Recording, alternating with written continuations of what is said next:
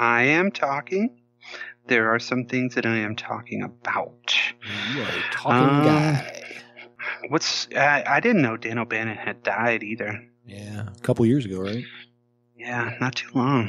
From St. Louis, Missouri. Yeah. He's from the Lou and he's proud. Him and Red Fox. Jetting off with Brian Cox. Wait, that's a Nelly song. Hold on. Also from St. Louis. Whoa. 10 seconds for Harambe? All 10 of them. It is the future.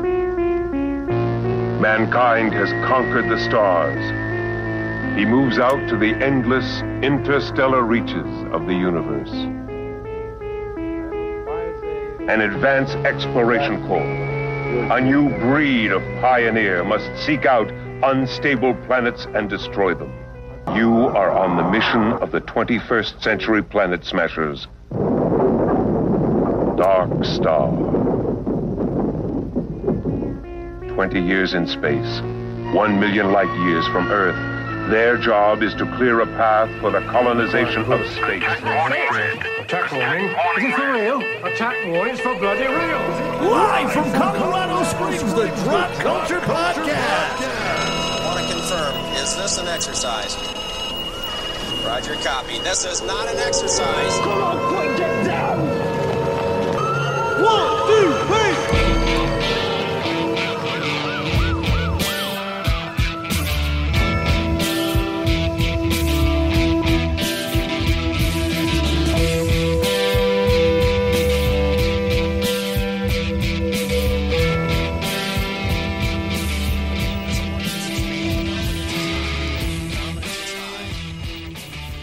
Welcome, everybody, to the Drop Culture Podcast. This is that podcast where we pick up that piece of pop culture you forgot about or missed, shine it up real nice, and cram it in your ear holes. Brock, hello. Hey, what's up? We're going to do a show. What's the show about? A movie. What movie is it? A John Carpenter movie. Yes! You know how much we love John Carpenter on this show. That's right. We've I think we got like 5 more to go and then we'll have done all of them. Yeah, there you go. Yeah. And this one is John Carpenter's first movie, sir. Fits in with our space giving theme. It is Dark Star. Numero uno for John Carpenter. Absolutely. And I'll tell you what, I think this is maybe the first movie that neither one of us had ever seen. I think so. I really feel like it is.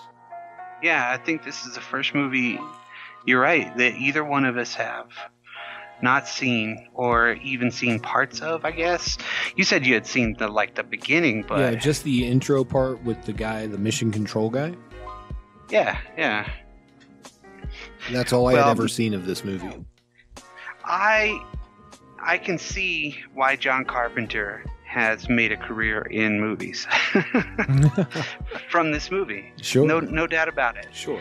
With the way that he edited it, the way that he just did everything with it. I mean, he's an archer behind the camera. I mean, he had the screenplay from Dan O'Bannon. He had, a budget of $6,000 to begin with because that's kind of where they started with it, and it ballooned up to $60,000. A whole $60,000 to make this movie. Yes, and it still seems like they would have had money left over, but you know. But it's really, it's a really cool movie. You can see where somebody would look at this and be like, huh. So this guy was kind of ahead of the curve, and, there's nothing particularly awesome about this movie that you're going to look at and be like, oh, holy shit, this is so good. I mean, besides Beach Ball Alien. Yeah. No, I mean, you made a movie for what today you could buy a truck for, So that's really nice one. Yeah, that's pretty much the average cost of a truck nowadays. It's about $60,000 if you want, yeah. I would say 45, 50 maybe, but at any rate, this guy made a whole movie. Yeah. Almost the whole movie. It came out in 74, Yes. but I think they started it in 1970. It was 70 or 71. I don't remember. Now because it was his student film. Right. Right. And he went to school with some people. That's for sure. You know. Oh yeah. John Carpenter went to USC, right? I believe so. Yeah. I mean, most of the biggest directors went to USC back in the day, 60s and 70s. There's a few outliers, but you know, he was there. I can almost imagine John Carpenter being the one film student where they're like, I don't know, man. I don't know how you're going to do it. He was more of a rock and roll dude, you know? Yeah. He just seems like he was more of a musician at the beginning, but then really started blowing up, you know? USC Cinema, yeah.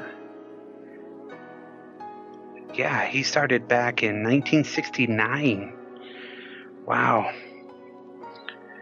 Yeah, this movie, it showed a lot of promise, and I could really see where somebody looked at it and said, you know what, let's see what these people have after this, you know? Because, I mean, the next movie that he did after this was Halloween, wasn't it? Oh, it had to have been, I would think. You know, that's funny because I didn't do any John Carpenter work on this one because, like, we know who John Carpenter is. So off the top of my head, I really don't know if that was his next movie, but, like, it makes sense. No, it was Assault on Precinct 13. Oh, okay. That also makes sense, yeah. Yeah, that was the other one, and I've seen that one. I have watched that one. I don't think I've ever seen Someone's Watching Me, which he did. He did Elvis, that starred Kurt Russell.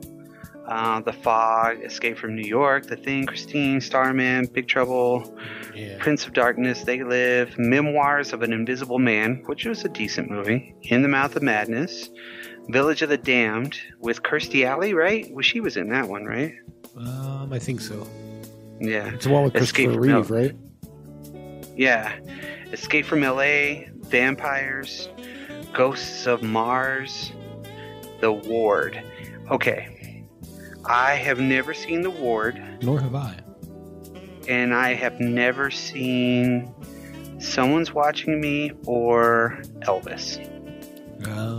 I think that I can stand pat on saying all of those as well. I think that I have seen almost everything else, though. For sure. I mean, a lot of them are bigger movies, you know, and movies that we've covered. Oh, you know what? That's a lie, because you know what movie I haven't seen? Escape from L.A. Ah, that's right. That's right. I refuse to do it until we do an episode about it.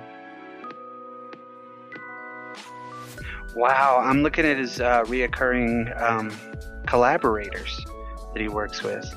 Like Buck Flowers. Buck Flowers was in a shitload of his stuff. Jeff Imada, Peter Jason, towards the end of his run, starting with Prince of Darkness. Adrian Barbeau in the first three, or around the first three. Nick Castle. Nick Castle was in this movie too. Yes, he was. He was a beach ball. Yeah. Let's get into. I think everybody knows who John Carpenter is, and if you don't, Halloween. That's all you really need to know. Right. To get you started, and then you can go on down that rabbit hole yourself. Or you could just listen to the archives. We've done like 4 of his movies besides this, I believe. Yes. So, what is this movie? Who else is in this movie? You know, what is the other principals in this? So we have our Lieutenant Doolittle, who is he's our leader, de facto leader, because their commander died. And I believe I had a little trouble finding this guy at first, but he has done some stuff. He actually has his own cartoon business too, which was pretty interesting. Really? Yeah. He's written a lot of stuff, but as far as acting, not really a ton. But he's got some weird stuff. He's done some screenwriting, obviously, but he's also done some comic books. He's done a lot of, what was it? It was like skits for business leaders to do, or CEOs, I guess, to perform. He's got his own website. It's Narelle Creative. So he's made a nice little niche for himself. He did a movie called Hubert's Brain. He did a lot of documentary and educational stuff as well. I saw he had a Sesame Street credit. You know, how could you go wrong? And then you got...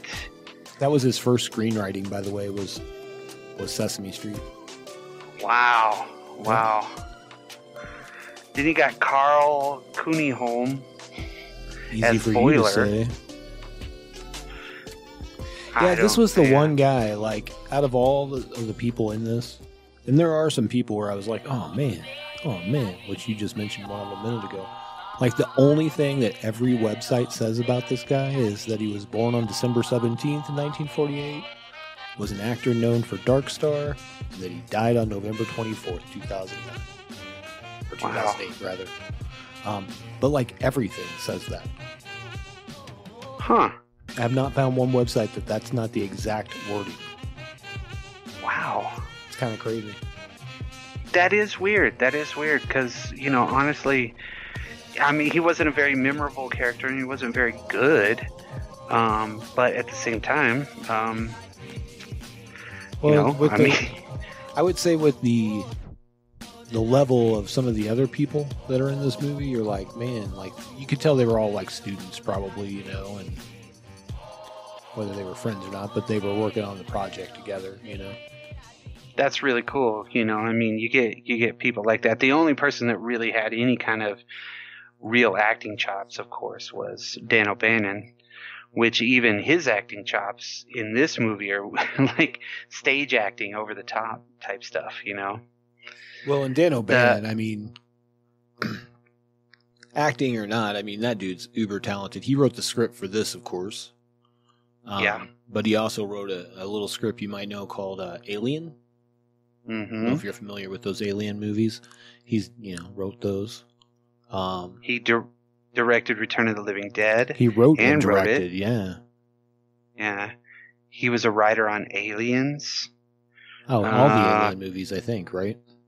I think so. It was his original stuff. It was a story that him and his friend wrote together, and he adapted it from that. Right. But what's weird is he worked on, like, the computer animation for, like, Star Wars. That's crazy. And you can totally tell in this movie that this was before Star Wars, just based off the ships in space animation. I was like, oh, I could have made that in 9th grade. Well, you know, what was really, this one, they definitely did get a model kit and then made it look really good. I mean, everything looked good. It didn't have the same kind of, like, Flash Gordon-esque kind of special effects, you know, where it looked like the ship was moving, but because they kept a lot of things still, you know. They did a lot of that, like the stars are flying by it. So that's moving, but the ship's not really. I think what really kills me is there's one scene where it goes behind, like, an asteroid, and it's just so terrible. It's like, that's a model. Okay. Yeah. You kind of, if you know kind of a little bit of the backstory, you're like, okay, yeah, I can see, you know. Well, and what's weird, though, is that it won a Saturn Award, which was the Golden Scroll back then for Best Special Effects. Wow. Yeah, but it was 1974. You know what I mean? Yeah, so 74 at the time. The only movie that would trump this one, like, as far, there's so many other ones that would, but 2001, of course, looked freaking real. Oh, yeah, 2001 was legit. Agreed. But he had a little more than a $60,000 budget. Oh my God, yes. and years to work on it. Yeah, and you know, I will say, out of all the things I've known Dan O'Bannon to do, like, I'm a fan of Life Force, which is like space vampires. Yeah, it's weird. And I think that was actually the original name of that the book. But that was directed by Toby Hooper. You know, Yeah. All these things that I know that I love that Dan O'Bannon, of course, the alien stuff, Total Recall. You know what I mean? I think the one thing I didn't know is that he was a consultant for Chud. I can see that. I didn't know that either. Yeah, he helped design. I think he was a consultant for the design of the characters, the creatures, rather. That's so cool. Yeah, I had no idea. I was like, what?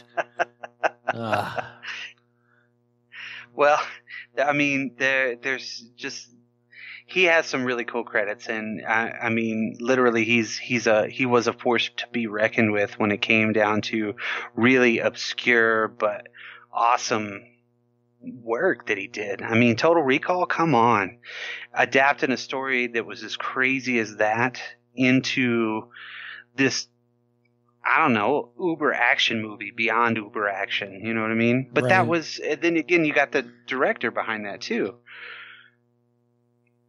He also wrote an episode of Blue Thunder. Actually, he wrote several. Yeah. Didn't he work on the movie too? Yeah, I think I'm pretty sure. I think he was on the movie and then he did an episode. Yeah. Or 6 episodes. He was executive story consultant on 6 episodes. Wow. He's like, I love helicopters. I love Blue Thunder. And I'm not even going to hold Alien versus Predator against him. That was all, he worked on that story as well. Yeah. But we'll give that to him. That's fine. Yeah, he can have a little bit of leeway with anything. A little bit of grace there. It's okay.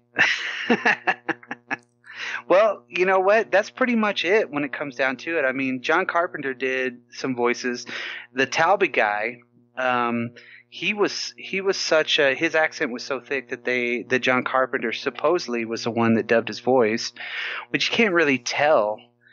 And John Carpenter did some voices for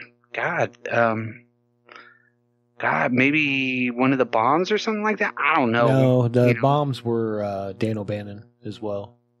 Both of them. But they were credited as different names, but they were both Dan O'Bannon. Yeah, that's right. And actually, who else was it that Miles Watkins was in this movie. Give me 1 second here. He played the mission control guy at the beginning, right? Mm-hmm. And this guy ended up being a pretty solid award-winning director for TV, actually. He was L.A. Law, won the Emmys for that. And also, I think for Life Goes On. You remember that show? Yes. Yeah. So, that's pretty amazing. Wow. Northern Exposure. The Commish. Northern Exposure, that was your show, right? That's the one you love so Hell much? yeah. Yeah. Yeah. And then we have Sicily, Alaska. We have one more person I would like to talk about, and that is the voice of the computer Cookie Knapp. She's been in Tombstone, Madhouse, The Cellar, Can't Buy Me Love. So she's been in some stuff. Really? Yeah. Welfare worker, studio teacher. Yeah, she was a lot of teachers for sure. But yeah, I thought that was cool, I was like, oh, now I have a reference for her as well, even though I've never seen her face in this movie. Right. Yeah. Yeah. And then, of course, I think you already mentioned Nick Castle, of course. The Shape. Yes. And The Shape. He was definitely a shape, round in this one. What the hell? It is hard to believe that Dan O'Bannon, when you watch it, you can tell where he got the idea for Alien. He just expounded on the idea that he had for this, and then it kind of turned into a more macabre and instead of funny type of a deal. Yeah, this is one of the few almost comedies. I would say Big Trouble Little China for John Carpenter. You know what I mean? But, Right. Really, this is one of the few, I think, that's more comedy slanted. Yeah, it has a lot. It does have a lot more humor compared to almost anything else. Well, no, Return of the Living Dead. That was a pure comedy. But that wasn't John Carpenter, was it? No, but that was Dan Dan O'Bannon. Yeah, I was saying just John Carpenter movies. Yeah. Yeah, Big Trouble. Yeah, had to have been about it. But yeah, no. So let's get into this movie. All right. What's technically this movie about? This movie is about a crew on a ship that goes around destroying unstable planets with intelligent bombs. So before AI, these bombs had AI. They were intelligent thermostellar triggering devices. They can talk and reason. What? Yeah, and they So did. It was weird. yeah, so basically they're just like Like how? yeah, they're like, well, I mean, these guys they're on this like 20-year mission or something like that, right? So they've been going around whatever the known universe is, blowing up these planets that might cause an issue for colonization later on, right? So this is the 22nd century, mid 22nd century. So what would that put it at? What, the year 21 something? Yeah, so it'd be in the 2100s, if you will. So they've been out there forever, basically, and everything's just malfunctioning. Well, they say they've been out there for 10 years, but they've only aged 3. Yes, He does mention that. And But I love how this movie starts out with the message from Mission Control. Yeah, that's like 10 years old. Well, he's talking about how much time it actually takes them to get their messages. Right. And this is where we have, and he's like, yeah, sorry to hear about Commander Powell. You know, we had a week of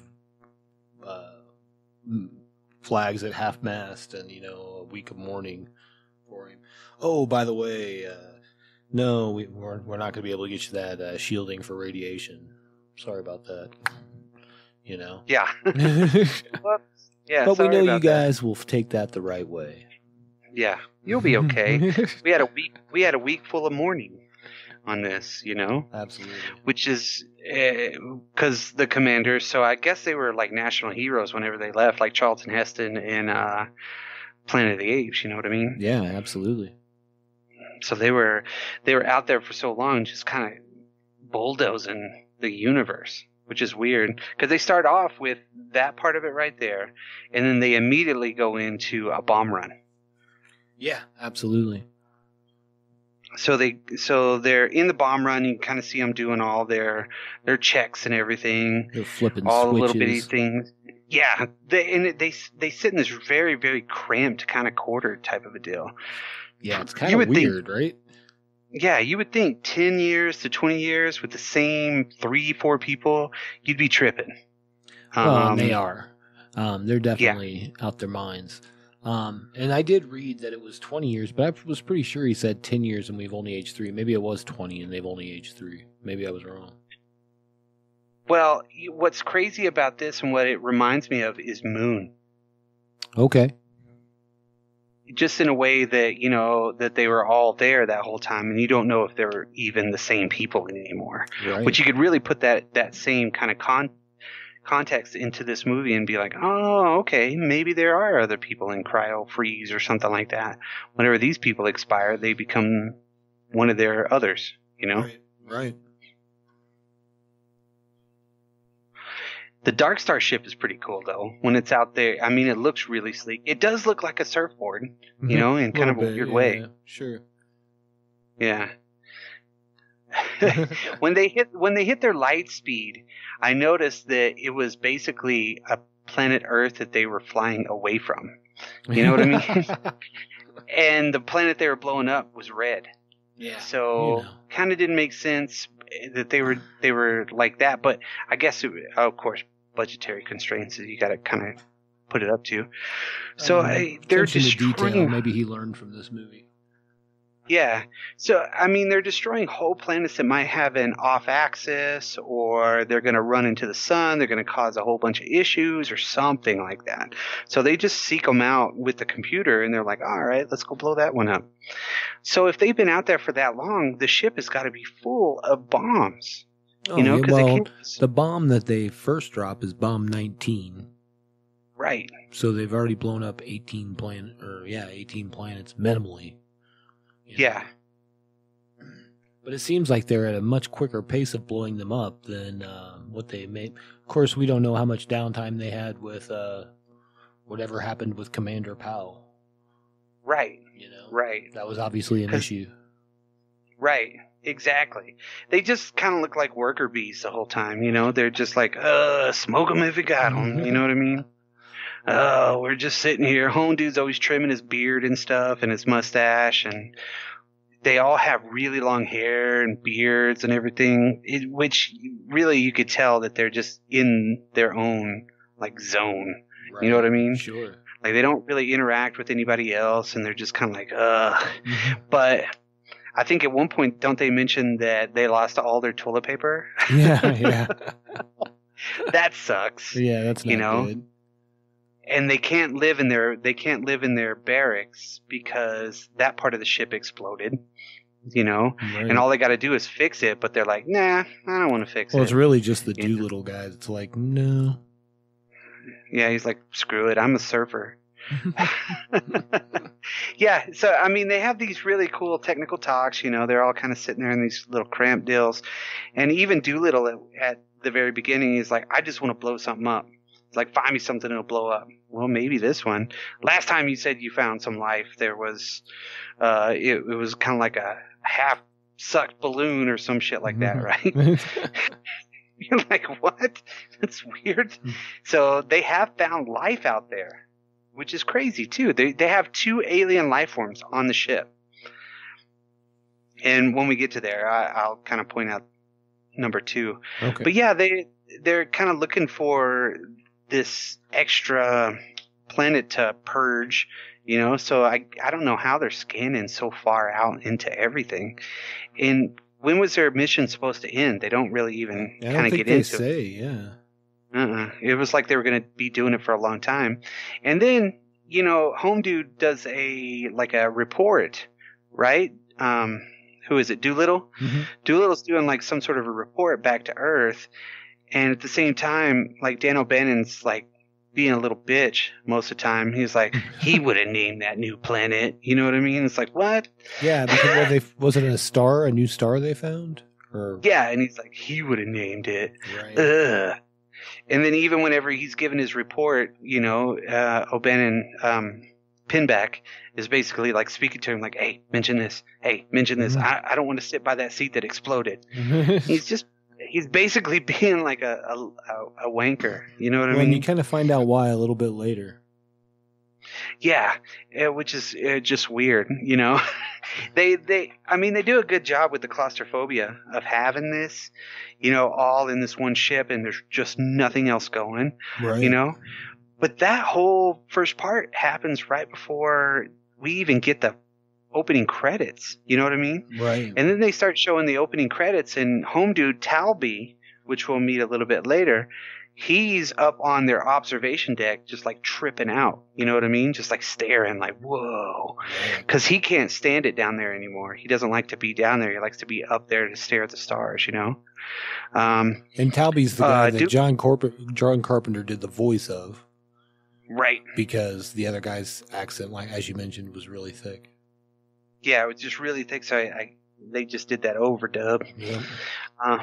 And, they're just kind of space cruising, listening to country music,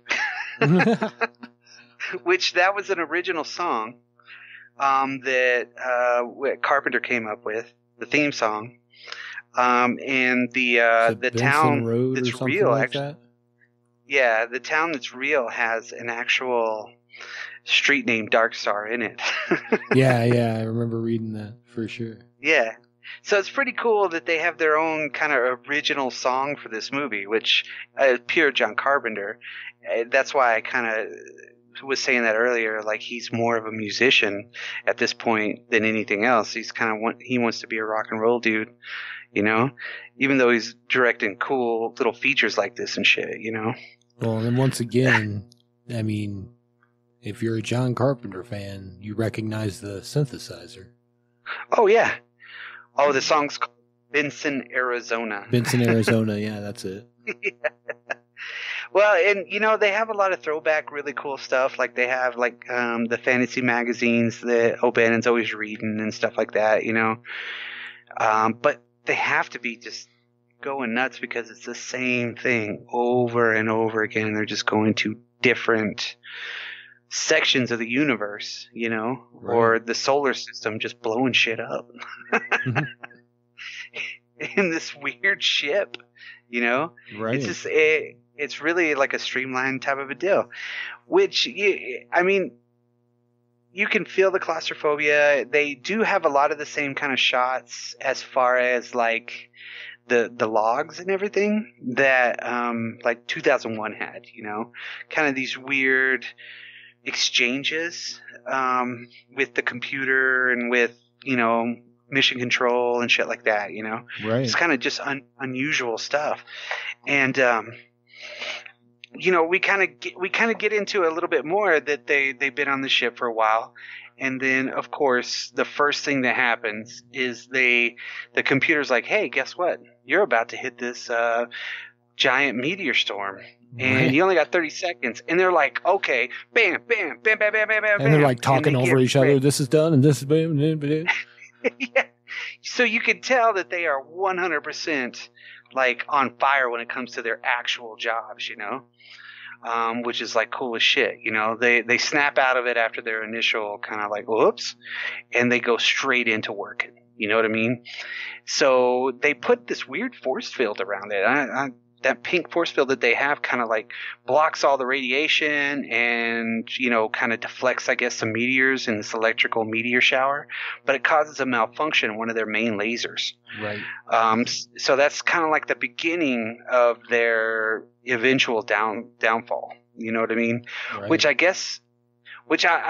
like the idea of them all having to be suspended, you know what I mean, while they're going through it.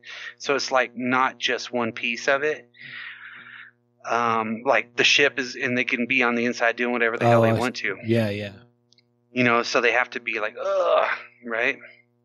And there's some weird stuff that pops up with that computer. There's like even whenever you look at the main computer, right, like the mother computer or whatnot, it looks like a face. It does. Right. But then it does a quick like exorcist flash, and it looks like there's a person in there. It's weird. It's like totally weird. So the bomb bay doors start with the malfunction. They really start malfunctioning. You know what I mean? Real quick before we get there, because on that screen somewhere in there, it actually says, I think it's like "fuck off." Yeah, fuck you something. Fuck you to one of the producers. Yeah, of the show. I thought that was so cool when I read that. I'm like, man, what a stud. You do that. Nobody can find it. Yeah, but nobody can find it. It's real quick. Supposedly. Yeah. I thought that was interesting. Anyways. Yeah. On with the story. On with the story. So they get out of this whole deal, but yet bomb bay doors are all freaking activated and shit, and they're about to destroy everything. Well, I mean, they're going to that next phase, you know, and they really don't even know kind of what has happened with the bomb bay doors because they've still been suspended, right? And bomb number 20 is actually going out because it thinks it actually has orders to go, right. You know, and they're like, no. The computer's like, nah. No, you don't have orders, but I got the orders. You know what I mean? Right. So they kind of keep on trucking, literally. Yeah, so the computer like talks it out of doing it. It's like, nope, override. Yeah. You know, kind of explains the situation. Yeah, then they get to their, like, let's go hang out in our barracks real quick. You know, that's when we get to kind of know that they're sleeping on cots and shit. You know, home Yeah, dude he's smokes like- cigars. He's like, yeah, we could go sleep in these beds. And they're all like, just ignore him. Yeah. They're like, whatever. And they go into a freaking pigsty. I mean, it's like gross. There's Playboy pictures all over the wall, of course. Boiler's got the big boiler painted above his deal. And yeah, they just got junk everywhere. So they have no toilet paper, cigarettes, cigars, and a deck of cards. But then Dan O'Bannon like gets this idea where he's going to become a Joker real quick. You know what I mean? Well, apparently he has a box full of jokes.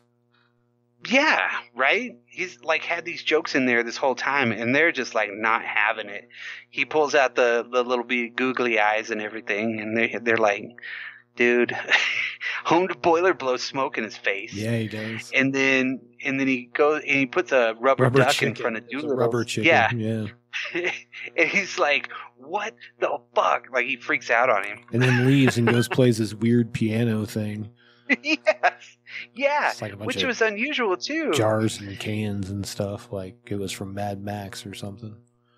Right. It's like things that he found, and you can kind of tell, like, what they do in their spare time in between bomb runs, you know, which is like nothing. Home dude even puts his hand down on the table, right, and does the whole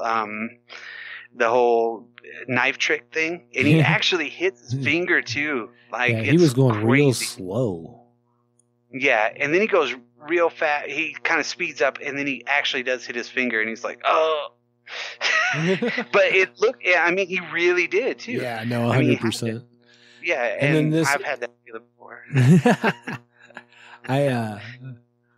This is where Doolittle goes up and talks to, is it Talby? Yeah. And he's like, you should really come down and hang out with us, because up to this point, we don't really see that guy much. Yeah, we see him in the occasional kind of, he's tripping, staring out the dill, you know? Yeah. Like I feel claustrophobic down there. Yeah, but up there, shit, he's got the whole universe to stare at. And he tells him the story about the Phoenix meteors or something like that. Yeah, the Phoenix lights. Not the Phoenix lights. Shit, that would be crazy. So, yeah, and then, of course, Doolittle's like, man, I wish I was back home surfing. I used to surf every day or something like that. It kind of gets in this whole, like, I'm a surfer dude. It was the Phoenix I wish I was out there asteroids. catching waves. By the way, Phoenix asteroid. Oh, yeah. And they only come around, like, what, a certain amount of billion years or something like that? Yeah, I don't really remember what he said. Yeah, something like that. They glow with all the colors of the rainbow. I remember him saying that. Right. And it's so weird, his you know, his reaction to everything is Doolittle's very sullen most of the time. And he even goes up there with Talby, and Talby's like, whoa, I'm totally lost it. And Doolittle's like, I just want to go home. You know, I don't know what the hell we're doing out here. They don't really give him a very big surfboard. Yeah, that's all he wants to do is just ride his surfboard one more time. And then, of course, the computer's like, yo, dipshit, you have to go feed that freaking alien. And he's like, And they all remind him that he was the one that wanted to bring it aboard. I think even the computer reminds him of that. Yeah, and he's like, God dang it, right? Well, because, like, right before that, what is it? Pinback is like soaking in some rays, right? Oh yeah. Home dude comes in with the laser gun and the heat shield from the heating system and just starts using it as target practice in the little hall that they have. And he's like, "You're gonna blow a hole in the ship. I'm gonna tell on you." He's like, "I don't care." So I'm gonna tell. It was just what, and it's just really cool that they got this weird laser gun on there for some reason. I guess it's just for ship repairs or something. You know, he said it's for emergencies only. Yeah. I don't know what they were really going to use it for. So obviously the ship can actually land, right? You assume if they've got you could assume, if they picked up at least that physical alien, right? Right. So, of course, Dan O'Bannon runs into the storage locker or something like that. It's another room, and you notice that there's those light creatures back there. That's another alien that they had, right? Because he kind of like makes it flinch and move back. He was like, get out of the way, you know. So those little light things are like sentient beings or something like that. Interesting. They're another form, yeah. Which he kind of walks. When he's in there, you see those weird hexagonal, trippy light deals. He's like, They're like, whoa. Yeah. And then, of course, he's looking for the beach ball with the creature from the Black Lagoon hands. For feet? Those look... Yeah, it looks like creature from the Black Lagoon. I mean, that looks like the molds and everything like that for it, right? And, of course, the thing attacks him because he's like, I'm tired of this bullshit food that you're getting me. And he's like sweeping up his poop or something. I don't know what he's doing in there, you know? It gives him a weird, like, fruity something. I don't know. Yeah. So the thing like rebels and is like, screw you. I'm going doing something else. And eventually like runs out of the room. And then he's got to go chase the thing. Well, he's kind of a dick to it though, because he's like, man, when I first brought you on the ship, I thought you were cute. Now you're a piece of junk. I don't like you. Well, I like it when it jumps on him and he's kind of like, it's almost like cat on my head. You know what I mean? Yeah. Like he's freaking out like that. Yeah, at first I'm like, is this thing going to eat him? You know, but right. No. Yeah, he even says something like, quit pulling my hair. You know? So he's freaking out, right? Full of malice. Yeah. It will tickle you while you're hanging in a shaft. Like the thing hasn't got out before, you know? Right. Which is very unusual. He's like, come on, y'all. And he's snapping at it. And the thing like, I don't know what it does, like lunges at him. And he's like, expands at him. Yeah. And he's like, ouch. You know, I think he eats his like little mouse or some shit like that. Yeah. What was that all about? Where'd they get that? Yeah, it was like a squeaky toy. He liked it. I'm just saying, like, they didn't go to the pet store to buy that. You know. Yeah. How did they have that on there? Exactly. Apparently, the beach ball is a little, like, it feels weird because it really does hurt him, you know? Yeah, it seems to, you know? Yeah. Not like egregiously wounds him in any way, just where he'll pull back his hand and be like, you know? And he's like, you pinched me, ow! Yeah, quit, stop. So then he eventually kind of gets into a little battle with the guy, but the thing gets away again, and he's got to go find it. And what's really funny too is that one time it actually takes a broom away from him and starts beating him with the broom. That was like some Three Stooges stuff right there too. Yeah. So he eventually tracks it, and the balloon dude is in the laser beam room or whatnot, the one that got damaged that we saw, right? Somewhere in the bowels of the ship somewhere, and he has to put a board over the goddamn the little elevator shaft so he can get through, you know, John McClane style. Right. And he gets over there, and the freaking thing like jumps to the other side. And then it takes the board away, and he's like, God dang it. Like, I don't know why he didn't, like, call somebody or say something. I mean, like, yell for a minute. Yeah, I would have said something like, hey, I'm about to follow this thing down in here anyways, you know? Just so you know. I'm going into the bowels of the ship to go grab this alien thing that's fucking around with me. So he gets trapped in the elevator shaft the whole time, which, you know, is kind of clever the way they do it. I mean, he's laying on his stomach most of the time, laying on his back. He's not really suspended on anything. He goes up and down. Which is obvious because of his body type and the fact that he hung there for like 20 minutes. at 20 one minutes, point. man. Like, I there's no know, way I mean- he's pulling himself back up. Come on, son. No, what's really funny, because, I mean, even the little alien kind of like starts humping him and stuff, right? And to where he eventually falls down, and then the elevator starts coming I down. forgot about that Revenant scene. And then the elevator like touches him on the face and goes down a little bit further, a little bit further, and a little bit further, until he finally grabs onto it.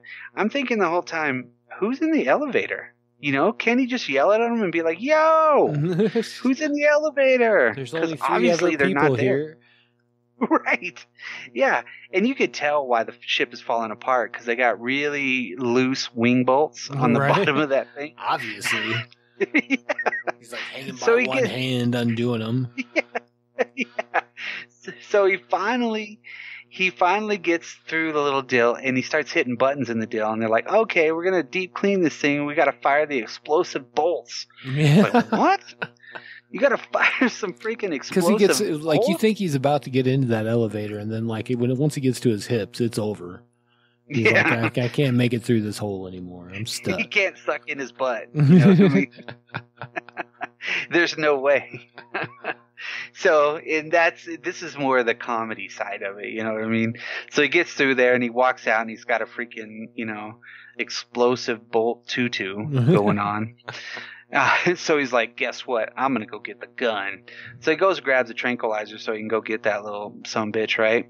So he goes back down to the bottom. He ends up shooting the alien, but it like like a fucking like a balloon and shit.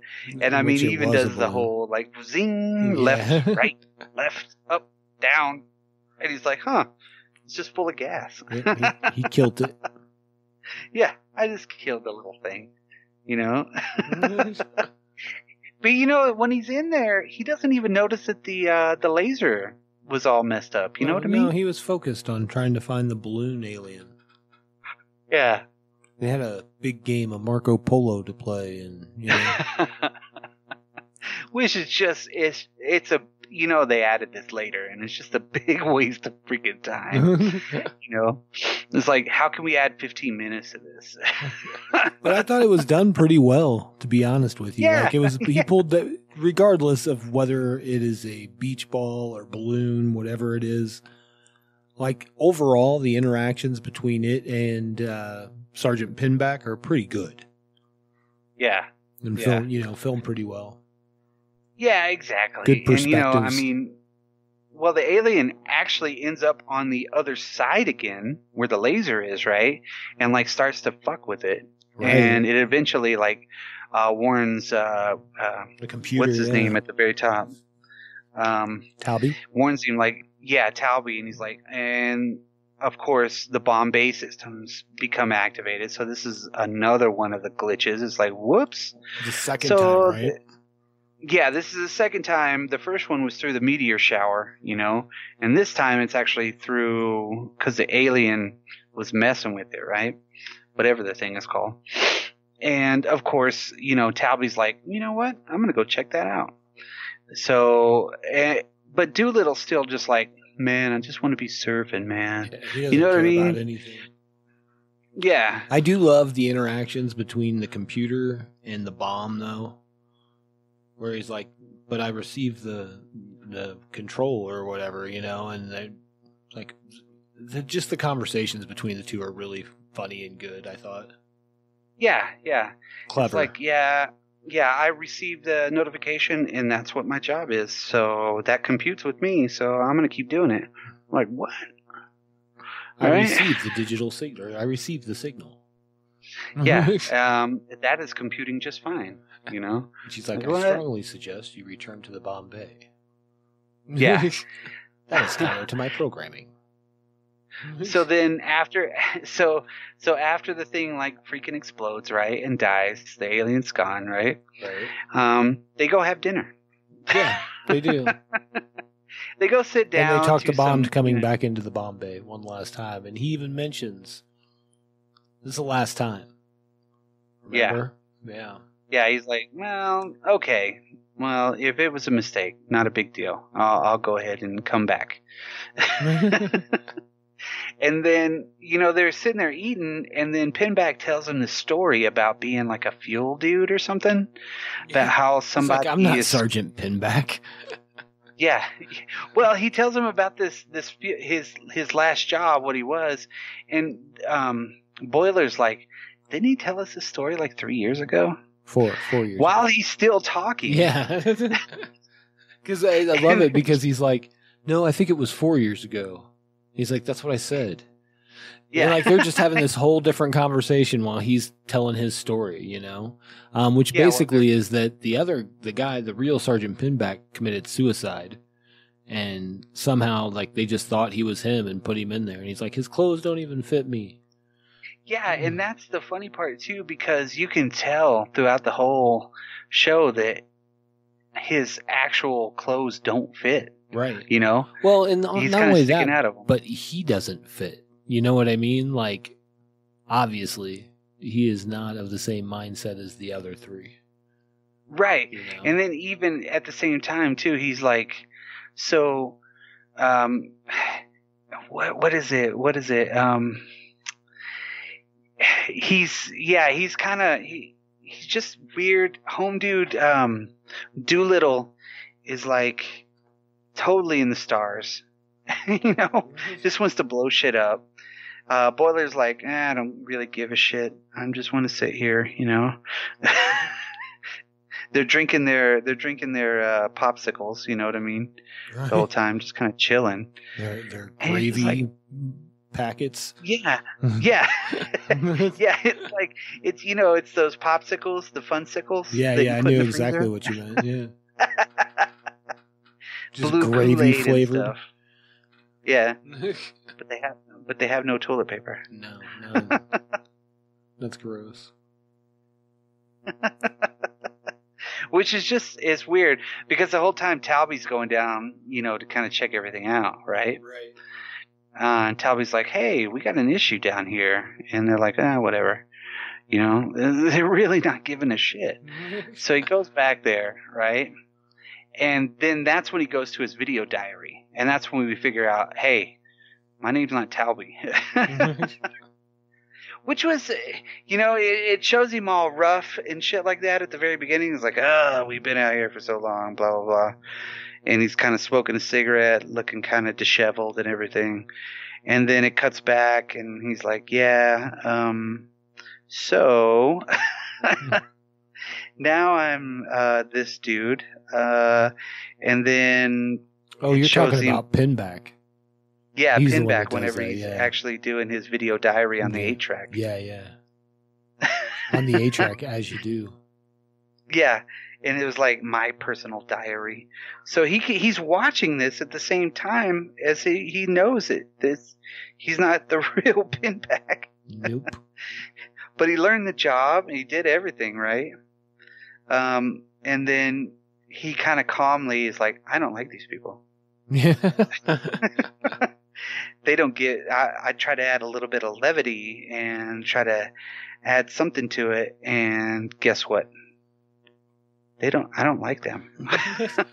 I love when he's explaining that in his story of how the guy jumped into the jet fuel and all that. And basically he took his place, not on purpose. But he's like, to be what's he say? He's like, to be an officer, you have to score a 700 on whatever the test is. And he's like, I scored a 58. He's obviously not the sharpest tool in the shed. Yeah, he's not all there. No. Yeah. Which is a really kind of again, it kind of reminds me a lot of like Moon, how they thought that they were one. They all thought that they were the same person, Right. Just kind of living out their deal, but they were just there to start over and over and over again, Right. So, of course, Home Dude's at the laser beam, right? He's no longer on the observation deck, He's like, hey, so we're approaching our new planet, so let's get ready. Let's blow some shit up, right? So they basically get bomb number 20 ready, right? But the whole time, Talby's downstairs looking at the laser like, hey, guys. They're like, don't worry about it. and they kind of lose track of him. Well, he even turns. Like, I think he turns him off. Doolittle Yeah. turns off the speaker or whatever, communications. Yeah. So that he can't even hear him. He's like, "Yeah, you're bothering me, kid." Um, so Yeah, there's that. it's weird. Yeah, I mean, it's completely weird. And Home Dude's like, okay. So all of a sudden the computer's like, guess what? I'm going to do a test. And it fires this freaking laser beam, like right in the middle of the room, right? It's like, don't touch me. It's like my eyes. Yeah, stay out of the way. And then while they're doing their bomb run, they're like, all right, we got 9 minutes or 12 minutes before this thing goes, which was a lot longer than they had the first time. You know what I mean? So and the laser is like their communications laser or something like that. I guess it's like one of their major communications things with the computers and stuff. Yeah, obviously that's how they're communicating is through laser, which is maybe, kind of smart, like fiber optic, but without the optic. Right. Or without the fiber, rather. Sorry. Yeah. No fiber. No only fiber. Only optics. Yeah. And it was funny how he got hit in the eyes. Like, my eyes. Right? And they're still like, fuck it. I don't hear that dude. Who's Talby? What's his first name? One of the things that we should mention too is where this is having the issue is in the emergency airlock. That's where he's at. Yeah. He's at the back of the ship, the kind of where they were Pinback and the alien were when he was chasing it, and the alien fucked with it. Right. But it was already jacked up from the meteor storm or whatever. Yeah, the weird freak electrical storm. Yeah. So they do their normal, like, all right, let's launch. And Pinback's like, all right, 3, 2, 1, launch. Wait a minute. It's not going anywhere. Yeah. And he was launch. And he's like, it's just stuck in the bomb bay. That's weird. And then this is where Doolittle, and this is where it kind of gets into another unusual kind of a weird spot, because he's like, well, I'm going to have to go do it. I got to go talk to the captain. You're like, what? I thought he was dead. Right? Yeah. So they got him in a weird cryo freeze with the microphone in there. And the dude's like, hey, thanks for coming to visit me. Nobody ever comes down here. And he's like, yeah, but I got a problem. He's like, you only come to me whenever you got a problem. Why does everybody always give me bad news? Yeah, he's like, I'll give you the answer. Because you're a dead Frozen guy. Yeah, I'll give you the answer if you tell me one thing. And he's like, okay. He's like, how are the Dodgers doing? And he's like, they disbanded like 6 years ago. Yeah. You didn't know that? It's like he just died or something, right? Right. So I guess they're working on his brain waves being able to speak with him, right? I suppose. And then he's like, I've forgotten so much shit. I don't even know what's going on anymore. I keep forgetting. So he's in this weird block of ice, like in a weird spot on the ship. And like, I mean, he's hooked up to the electrodes and everything. He looks dead, pretty dead, And so he's like chilling, telling him the deal, and he's like, oh, wait a minute. I got it. And then he fades out, right? It's like, he's like, wait, oh, Captain, you like, what were you going to say? He's like, I forgot. Whoops. And the whole time Pinback's upstairs, and Boiler are up there kind of like waiting for the countdown to happen. And he's like, give me a minute. He's like, dude, we got like 6 minutes. Right. We don't have that much time. Because the bomb won't drop and it's still attached and it's still going to go off. And obviously this is a big enough bomb that it blows up an entire planet. Yeah, it's a planet killer. Yeah, and they had to, at the beginning, they had to like light speed away, or warp away before it went off. So. Well, they go into hyperspace. Yeah, whatever. Ludicrous speed, yeah. Yeah. And of course he tells him, you need to talk to the thing. right? He's like, what? That's what I need to do? I need to have a philosophical conversation with this goddamn bomb, right? What does he call it? Phenomenology or something like that, right? So he has to go out there. So he's basically in his junior spaceman suit, right? And because he leaves from a different hatch because the other dude's like passed out on the floor in the back hatch. Yeah, in the back hatch, right? Which they already said, hey, if you depressurize, you're going to fly out the door. He's like, whatever. So he goes basically out there to start talking to to bomb number 20, right? Yep. And it's still counting down the whole time. It's like, hey, I got like 60 seconds. He's like, wait a minute. He's like, how do you know this is real? And he's like, I think, therefore I am. He's like, no, I get that. But I mean, how do you know that all of this is real? And if you go against this, it's going to counteract everything that you've thought. And he's like, I think I'm going to have to think about this. Yeah. So the bomb goes. Go ahead.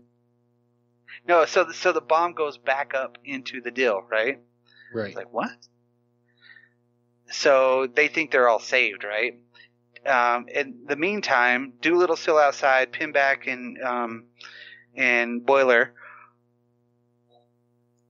are still in the bomb room or some shit, right? Still kind of waiting for the countdown. And it stops, and they're like, oh, cool. Because that whole time he's trying to talk it down, they get into a fight because he's going to go grab the laser. And he's like, you're going to hit the bomb. Right. And they get in a WWF match, you know. Right. They're like throwing shit. Because he grabs a gun, and he's like, you could have shot me. And then he just, like, punches him. Yeah. And then after the countdown stops, after Doolittle, like, reasons with the bomb, right, Boiler's sitting on top of Pinback. Like, and they're like, whew, we just made it. Like, they need to do that every once in a while, you know, kick the crap out of each other just so they can keep going. and then Home Dude ends up being back at the back of the ship, right? Doolittle. Yeah. After all that's done, they're sitting on the bridge, right? And he's like, okay, I'm going to go back in. He gets back there. He opens the airlock, and pew, there goes Talby flying. Yeah, like flies right past him. Yeah, like really fast, right? And he's like, ah, shit, I got to go get Talby, guys. And they're like, what? Then all of a sudden the bomb starts to go back off, right? Right. And that's whenever, I mean, it's kind of, that's the weird part, right? Because that's the weird part? Well, that's one of the parts. I think it's one of the better acted parts. I agree with that. Whenever they're kind of chilling, and Home Dude, Dan O'Bannon Pinback is like, computer? And the freaking thing blows them up. It's like, boom! Well, because aren't they going to... Were they going to disarm the bomb? That's why, right? Yeah, they were going to, but the bomb thought it was God. Right. He was going to bring light, you know? Yeah. He was like, let there be light. Boom! So it sends them both, like, flying other ways, right?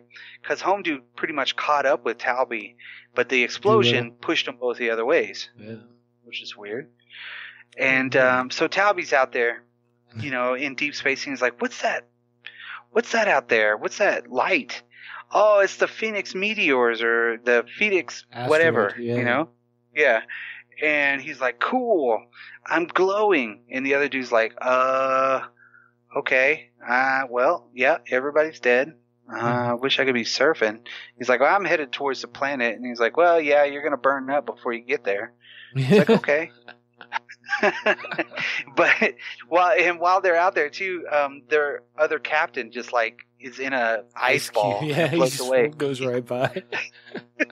And he's like, he was always a lucky one. Like, this was no big freaking deal, right? They're like, whatever, we're dead.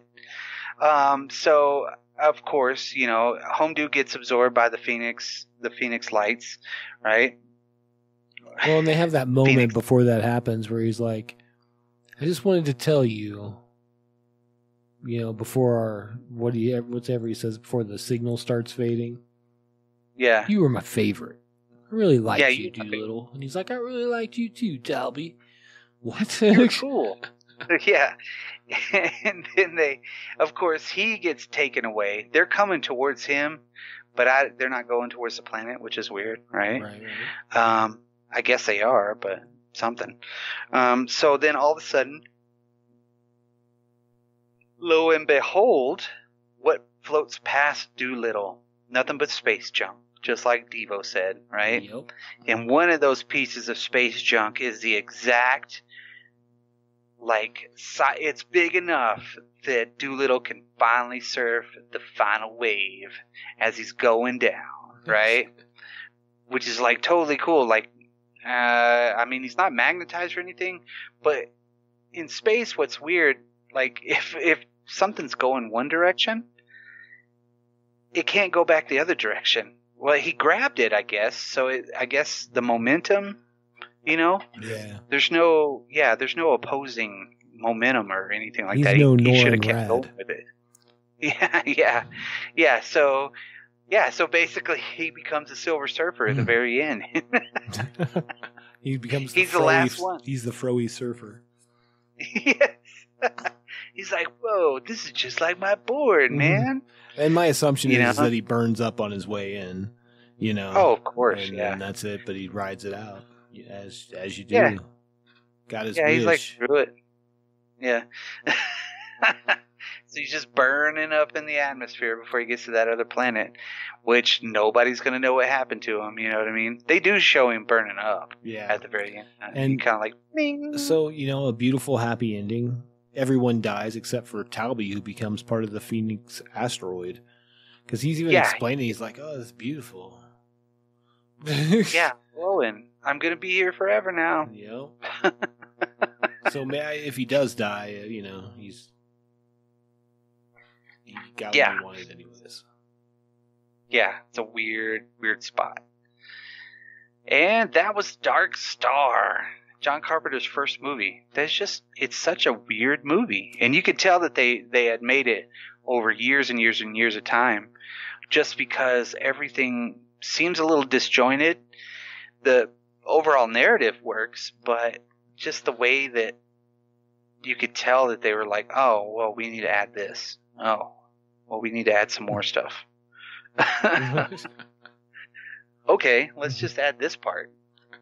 Okay, that sounds cool. Let's add this one. Cool. I got some Creature from the Black Lagoon hands. All right, cool. Perfect, I got a beach man. ball. If you look at those hands, they are Creature from the Black Lagoon. And I kind of thought maybe it wasn't a beach ball, and those punchy balls? You used to punchy balloons? Yeah. I don't Or know. the ones you rode?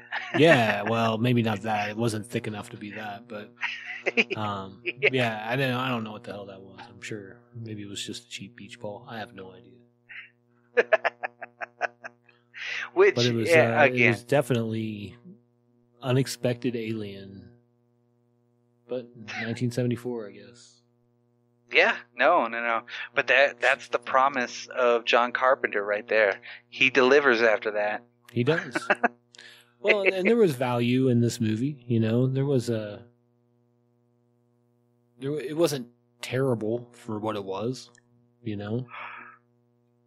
Definitely was not the best acting I've ever seen in my life. Maybe I like the premise of it all. I think that it was kind of like, here's all this crappy stuff they have to deal with, and plus they've been on here for a decade or two, you know what I mean? So they're kind of going crazy a little bit, or at least it kind of felt like they were all kind of growing apart, I guess, after the death of Powell that we don't see, it just already happened. Yeah.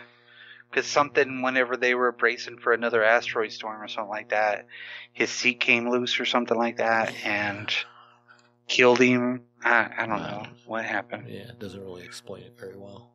Wasn't good, whatever it was. No. Nope.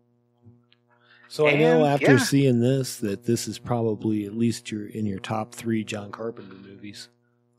Always. It is going to be from now on. This trumps They Live. Oh. Roddy Piper would kick your ass. Hell yeah, he would. And I would let him if I actually really thought that. Somebody was like, Dark Star's way better than They Live.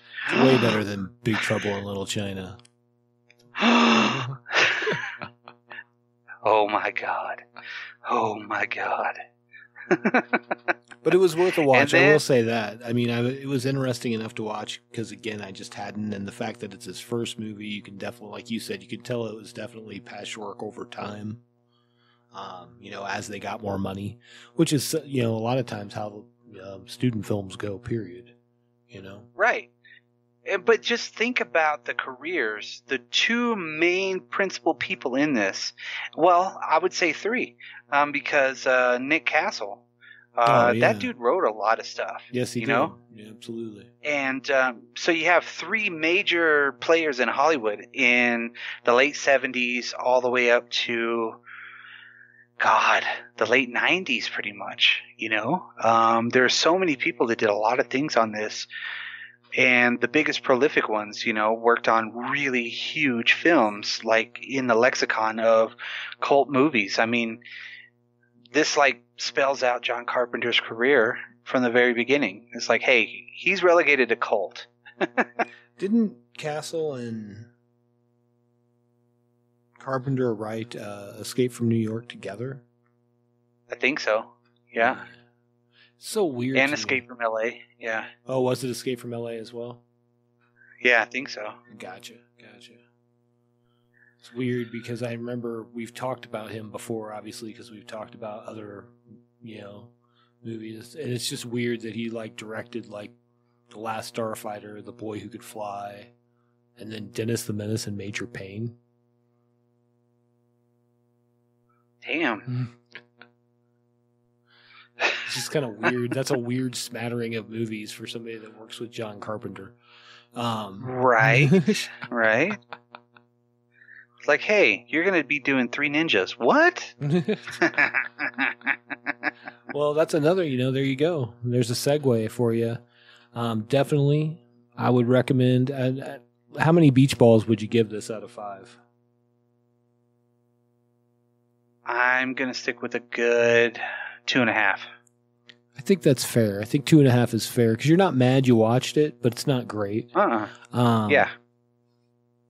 But since it is space giving, and if you want to play the 6 degrees of movies or whatever you want to do, because you could watch this and then you could watch The Last Starfighter. That was directed by Nick Castle, who plays a beach ball in this movie. There you go. And he also played in the band the Coupe de Villes for the song Big Trouble in Little China. That's true. Major Payne was a very funny movie, though. Oh, yeah. Damon Wayne. Yeah, I could go wrong. And, of course, he's the shape. So he's been in Halloween 2018, Halloween 1978 or whatnot. Sure. 77. And then Halloween Kills, and then now Halloween Ends. It's going to be, yeah. Is that the third one that's going to come out? Halloween Ends? Yeah. Gotcha. Halloween Ends. They're going to end it. They're going to do it. No. Because 10 years from now, somebody will say money, and they'll say, okay. I hope so. I hope that they end it, but, hey, maybe John Carpenter's son him and George Romero will get together and do something. George C. Romero. Yeah. You never know. Holy smokes. How many... What? I just realized, okay, so not only that, but Nick Castle also directed Linda Hamilton in her first feature film role. Tag the Assassination Game. Huh. So that's pretty interesting. Yeah. Yeah. The Last Starfighter was pretty bitchin'. Oh, yeah, of course, dude. Of course. Hook, wrote Yeah. the story for Hook. That was pretty cool. Yeah, That was just weird there's as we 3 watched it. really big talents in Hollywood that came out of this, Yeah, for sure. and one of them still going to this day strong. Carpenter's still just playing a lot of music, executive producing, and he stepped away after the Ward, and O'Bannon being gone. Right. Yeah. Yeah, absolutely. But- I think this is like, when I think of this, I think of like, there's always these little groups of people that are, and not always, but I mean, like a lot of times we find this in what you and I do, where you're like, oh, and out of this film came all these people. You know what I mean? And you think that these people were all in school together, basically. You know what I mean? Oh yeah, like Spielberg, or pretty much everybody in American Zoetrope, George Lucas. Yeah. But you know what I mean? So John there's like Milius. little groups of people that I couldn't imagine hanging out with them when they were 22 years old, 24 years old. Right. How cool would that Right. have been, knowing what you know now? Yeah. I mean, you're around all these major personalities now. Right. People are rewriting history, with their movies. Spielberg in particular, Oh, for sure. Oh, my goodness. We were just attacked, sir. By Frappuccino You got bottles. attacked by a beach ball. It was a sentient Frappuccino bottle. Oh, hey. Like my bank account whenever I need to buy something. Sentient Uh-huh. or empty? Sentient and empty. That's all I need I'm is like, my huh. bank account talking to me. Should you really purchase that? Well, no, it knows whenever, I really need something. Fair enough. And then it's like, guess what? Everything's going through right now. What? When did I buy that? But yeah, no, if anybody out there gets a chance to watch Dark Star, which you can watch it on Tubi, there's several places where you can download it. There's several different editions that you can get, even if you can find a Laserdisc copy, which would be pretty awesome, or the DivX copy. Not if you want to be able to play it. not anymore. Yeah, I'd say But, worth a watch. Absolutely. Yeah, definitely. 100%. And you'll see the promise of some young up-and-coming filmmakers and some really weird alien shit. Just some really weird stuff in general. Not only the alien stuff, I mean, the characters are crazy as well. But Yeah. well worth the watch. There's some funny parts for sure. Oh, yeah, big time. Well, I guess that about wraps it up for this episode, huh? Yeah, we're gonna start the countdown. Countdown to what? I got the signal.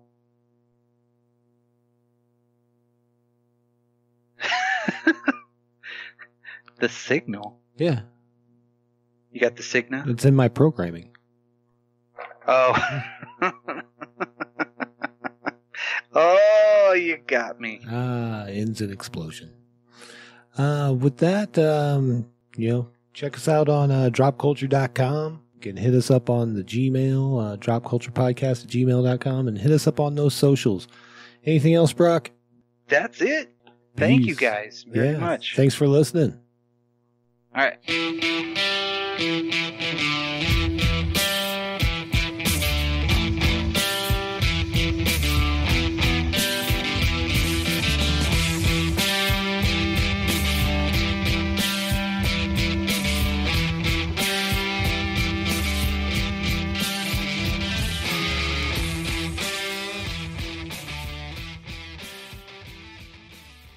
one time it actually takes a broom away from him and I starts know. beating him with the broom.